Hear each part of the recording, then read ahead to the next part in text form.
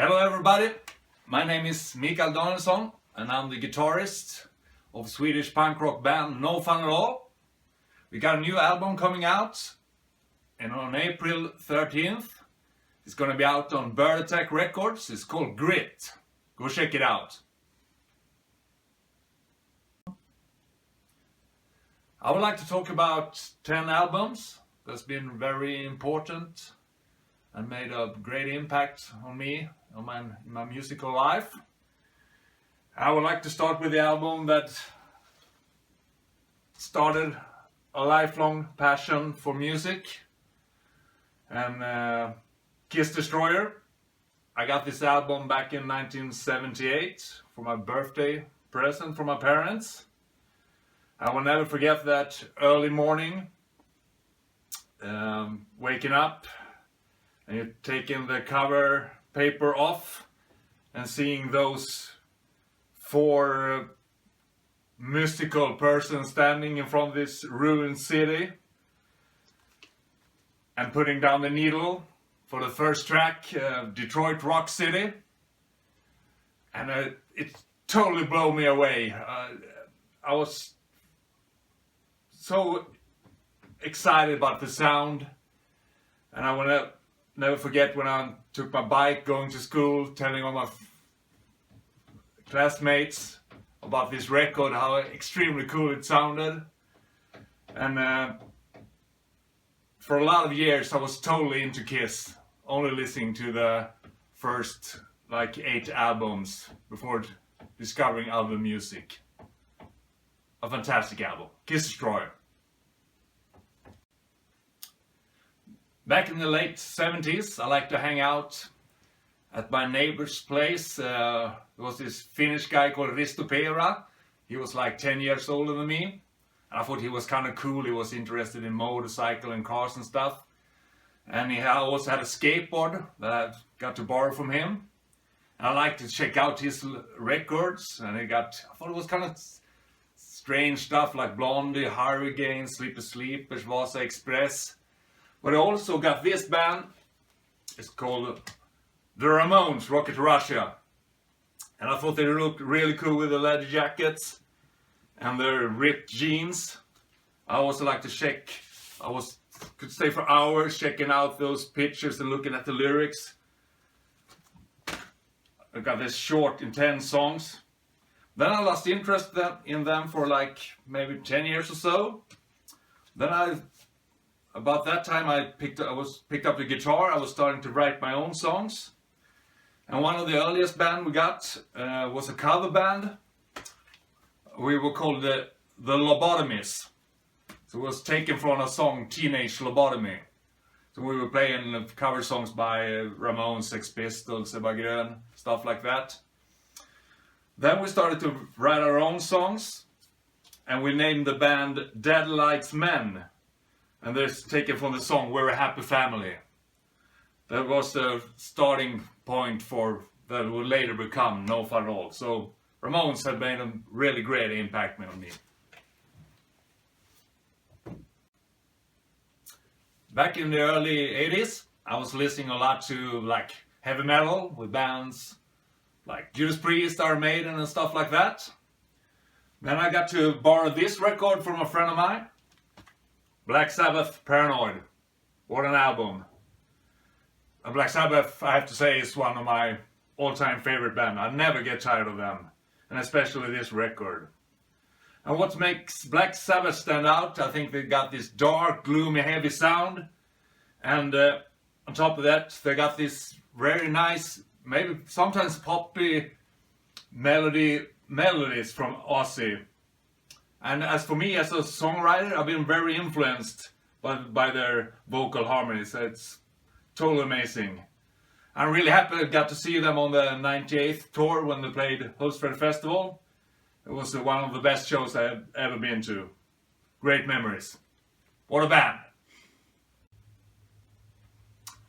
About the same time, when I started to listen to Black Sabbath, I came across this band and record. AC/DC Let There Be Rock. And it's also one of the bands that I never get tired of. And I have to say, Bon Scott is my favorite singer of all time. And on this record, I think the band is at their peak with an extremely raw production and extremely good songs all the way through. With my favorite being Overdose, with Malcolm Young do this extremely good, simple riffing in the beginning. It's total magic. A little story about this is back in 97 or 98, I was on tour with a band called 59 Times the Pain, and I was having a very, what do you say, like a heavy AC/DC period. I was listening only to AC/DC, and we were in England. We were touring there, and we were in this place called Derby, and the singer from 59 Times the Pain told me I was thinking of doing my first tattoo actually, and the first plan was to do some kind, I don't remember what it was, but then he told me, you should write "Let There Be Rock" on your back in Old English. Oh, of course I should, I told him. Well, where can I do that? We asked the promoter at the venue, and I can call this guy up. So she called up this guy and went home to his place, and it turned out to be a biker. I don't know, it was some fussy character, you could say. I was sitting in his TV room, and he was doing this, writing "Let Me Rock" on my back. And just recently my girlfriend told me that all the letters are big except for the last K that is in small letters. AC/DC, "Let There Be Rock." Back in 1986, when I started high school, I got this long-haired classmate called Peter Ny, and he introduced me more to heavy music. I got this tape from him. On the one side it was bands like Astakask, Bad Brains, The F-Fuse, 7 Seconds, and on the other side of the tape was this album, Slayer, Rain in Blood. It really opened up my interest in heavy music, fast heavy music, and getting into this thrash metal and death metal thing that really occupied my musical interest for a lot of years. And going to really good shows at a place called Rockborgen and Bergslagsrocken, with a lot of bands coming and playing there, Creator, Morbid Angel. And I managed to see Slayer on the Clash of the Titans tour, when they toured with Megadeth and Testament and Suicidal Tendencies. And they played, it was after the Season Abyss tour. And it was a really good concert. And this is one of the albums I can always come back to. It's totally amazing. One other funny thing is I started to run like 7 years ago, long distance running. I was in this competition when the goal was to run as long as you could during they play the Rain of Blood in the PA. So the winner who can run the longest during that period of time when they play the album would win. I managed to get on 4th place, and I got this good looking t-shirt. 4th place. Rain in Blood, 28 minutes of pure mayhem. The record and the band that had the biggest influence on No Fun At Alll, this has to be Bad Religion, Suffer. Together with No Control and Against the Grain, it made a great impact on No Fun At Alll. With a totally unique sound, with fast songs and classical riffing and vocal harmonies, it made a great impact on my songwriting with No Fun At Alll.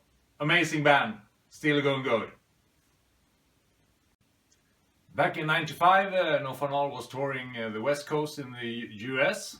We were supposed to tour with Wooded Glow Skulls, But the drummer, he jumped out of a window, like on the third show, and broke his foot. So we had to do the rest of the tour by ourselves. Some shows were good, some were bad.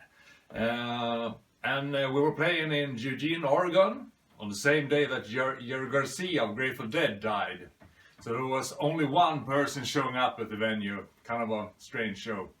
But afterwards, we were hanging out, drinking beer, and the sound guy was blasting this album out of the PA.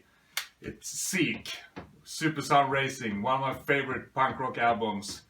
It's like 20 songs in 24 minutes, with lyrics about shooting up fast motorcycles, learning the tool trade of moonshining from your grandfather, and acid parties in West Seattle. What a shredder. Seek. Many people consider Trout Mask Replica to be the finest album of the Captain Beefheart era, but I consider this one, Lick My Decals Off Baby, to be the total masterpiece of avant-garde rock. The playing on this album is so good it totally blows away the mathematical metal bands of today with about this long. So good. Lick My Decals Off Baby. And now they have this little gem, Norrsken, from Örebro, Sweden. This single was released in '99, and about around that time I got to know the drummer Kristoffer, and he introduced me to all the bands. They were kind of influenced by like Captain Beyond, Buffalo, as actually says here. This record is dedicated to Buffalo, Dust, bands like that. They actually played the last show on my 30th birthday bash. That's kind of cool, I think. And the members from this band, they went on to form other bands. The singer and the bassist started Graveyard, guitarist in Witchcraft, and Kristoffer is in Dead Man. I think I actually have to play a little bit from this single for you. It's the song Armageddon, and this is Armageddon for you. Here we go.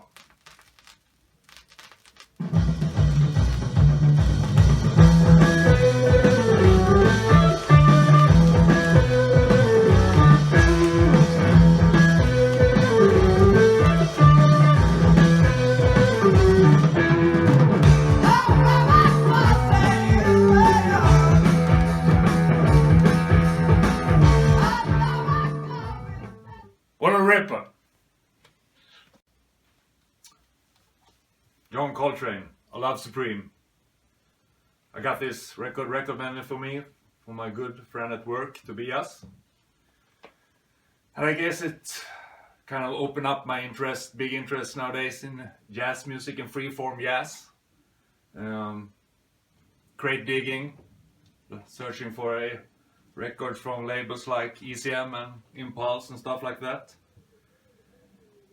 And the one song on this album that really blows me away is a B-side. It's a very long track. I've always been very fond of long tracks. And it's called Part 3 Pursuance, Part 3 Psalm. It's got the perfect build-up for a song in that length. Starting off with a drum solo, going into this very wild jazz, really top of the notch jazz, then into a bass solo, and then a perfect outro of spiritual jazz. A total masterpiece for me. John Coltrane, A Love Supreme. And that was all from me. Thank you everybody, it's been a blast talking to you. And don't forget to check out the new No Fun At Alll album. It's out in 13th April. It's called Grit. 2 weeks later we're going out on the road for some touring. Hope to see you in the pit. Take care. Goodbye.